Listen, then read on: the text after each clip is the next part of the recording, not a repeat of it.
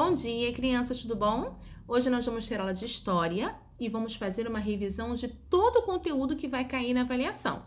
Então, eu preciso que você preste atenção nesse vídeo, que você vá lá na página que a gente vai falar que é importante, que você marque o que foi importante, que você estude e só depois você faz a avaliação. Não precisa ter pressa. Assista o vídeo, marca lá as partes importantes e depois você faz a avaliação, para conseguir garantir a sua nota máxima e conseguir passar de ano. Combinado?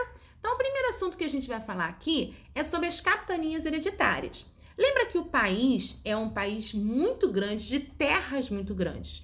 E Portugal não estava dando conta de tomar conta de toda a terra, porque ele tomava conta de um lado, os franceses invadiam do outro. Ele ia para o outro lado, os franceses invadiam o outro lado. Então, qual foi a ideia de Portugal para que pudesse povoar o Brasil e conseguisse controlar essas invasões?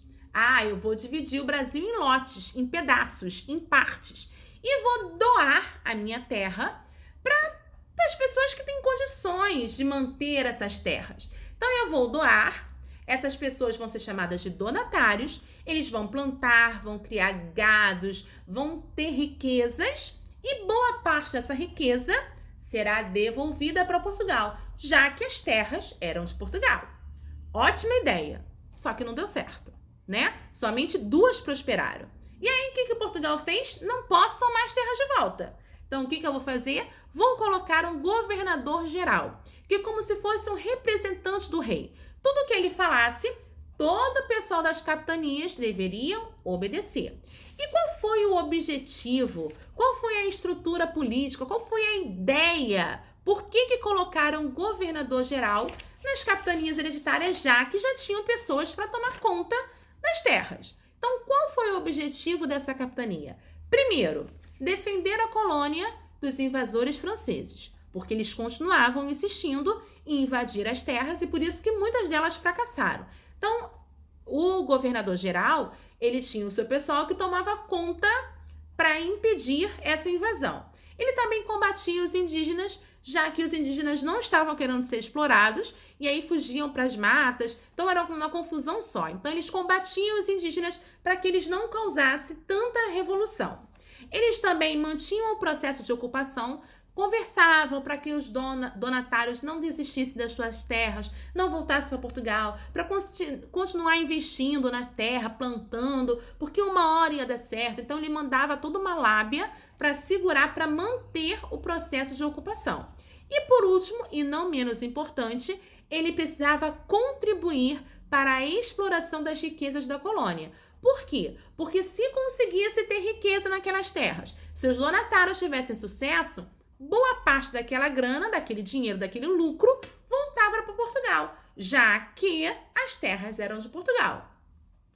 E aí a gente teve 3 governadores gerais. O primeiro foi Tomé de Sousa, o segundo foi o Mendes Sá, foi Duarte da Costa, e o terceiro foi Mendes Sá. Então, vocês vão lá naquela página lá do livro, onde fala sobre a ocupação das capitanias hereditárias e vão entender o que aconteceu em cada governo. No governo de Tomé de Sousa, no governo de Mendes Sá, no governo de Duarte da Costa. Combinado?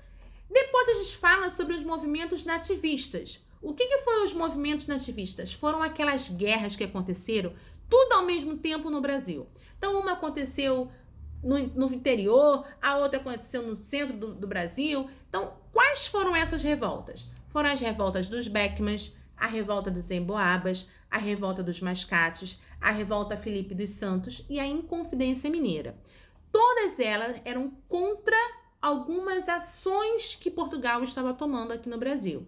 Então, você vai lá na página 48, vai estudar cada uma dessas revoltas, em que ano aconteceu, por que aconteceu, onde aconteceu, quem foi que mandou essas revoltas, quem foi que era o chefe dessas revoltas, porque sempre tem um chefe, sempre tem alguém que está lá controlando, que é o líder daquela guerra. E como que terminou? Então, tá lá na página 48, tudo isso, inclusive sobre a Inconfidência Mineira. Qual era a bandeira levantada sobre a Inconfidência Mineira? Por que Joaquim José da Silva Xavier era chamado de Tiradentes? Por que ele morreu esquartejado? O que aconteceu com as outras pessoas que faziam parte da Inconfidência Mineira, desse projeto? Então, tudo isso tá lá na página 48, dá uma estudada, porque vai cair na prova. Depois a gente fala sobre o ciclo do ouro, que o Brasil vendia e ganhava muito dinheiro com açúcar, né? Ele vendia, o seu maior comprador era a Holanda, só que aí um dia a Holanda resolveu não comprar mais o açúcar de Portugal. Ela resolveu comprar de outro país e, além disso, ela ainda vendia o produto. Então a concorrência ficou muito grande e o preço do açúcar acabou sendo desvalorizado. E aí o que Portugal teve? Qual foi a ideia? Porque o Portugal estava sempre procurando riquezas. Então ele começou a investir em outras riquezas, em procurar outras riquezas. Então ele pegou os negros, óbvio, que ele foi a sua principal mão de obra, à procura de novas riquezas. Foi assim que ele encontrou o ouro. E aí passou a ser a extração do ouro a sua principal atividade econômica, a sua principal fonte de riqueza. Mas os negros trabalhavam somente na mineração, somente procurando ouro? Não, eles também tinham serviços domésticos, eles também eram artesãos, eles também eram vendedores ambulantes, que era chamado até de negros de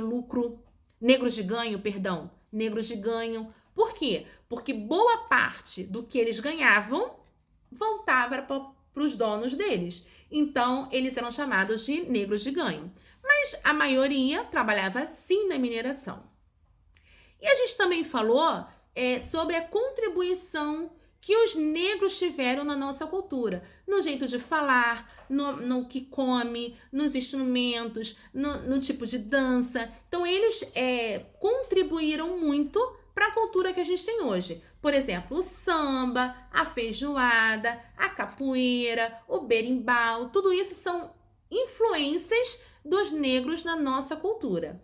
E a gente também fala sobre a importância da gente tratar todos iguais, independentemente da sua religião, da sua cor. Então a gente tem que falar dos objetivos, dos direitos de cada pessoa, direito à liberdade, direito de ter a sua cultura permanecida, você permanecer com o seu modo de viver, com a sua cultura. Então isso é muito importante, é um direito de todo cidadão, independentemente da sua raça, da sua cor, da sua religião, tá bom? Então, feito isso, feito toda essa explicação aqui do conteúdo da avaliação, espero que você tenha pescado, que você tenha entendido tudo que eu te explicou aqui. E agora sim você está liberado para fazer a avaliação. Faça com calma, faça com atenção, preste atenção na sua letra, preste atenção no que você está escrevendo. Acabou de escrever? Lê o que você escreveu.